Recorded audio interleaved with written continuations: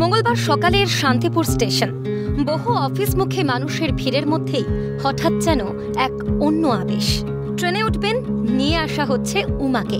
শান্তিপুর স্টেশনে উমার আগমনে যেন পুজোর গন্ধে ভরে উঠল স্টেশন চত্বর। শান্তিপুর থেকে বনগাঁর উদ্দেশ্যে ট্রেনেই চললেন মা। শান্তিপুরের কুমোরপাড়ায় মাটির গন্ধ যেন আলাদা এক আবেশ ছড়িয়ে দেয়। সেখানে প্রতিটি ঘরে ঘরে কুমোরের হাতের ছোঁয়ায় জন্ম নেয় দেবত্বের রূপ।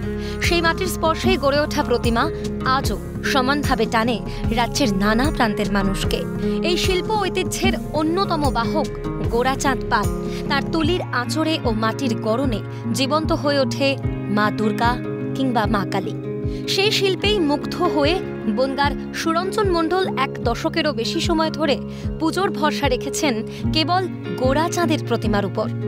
টানা 11 বছর ধরে শান্তিপুরের সাবেকি রূপই আলো করে রেখেছে বনগাঁর পুজো মণ্ডপ।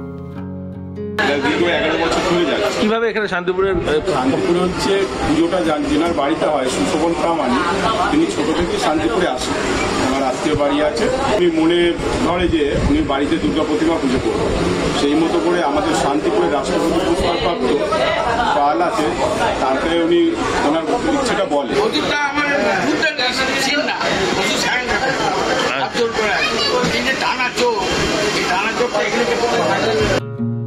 আগে প্রতিমা পৌঁছত রানাঘাট ঘুরে বহু কষ্টে। এখন সরাসরি ট্রেন চলাচল শুরু হলেও প্রতিমার যাত্রা যেন আজও হয়ে আছে উৎসবেরই অংশ। উমাকে ট্রেনে ওঠানোর মুহূর্তে শান্তিপুর স্টেশনে ভরে ওঠে মানুষের কালো মাথা। দেবীকে এক ঝলক দেখবেন বলে ছুটে আসেন মানুষ। ট্রেন ছাড়ার আগেই, পুজো পড়ার আগেই যেন পুজোর আনন্দ ছড়িয়ে পড়ে শান্তিপুর স্টেশনে।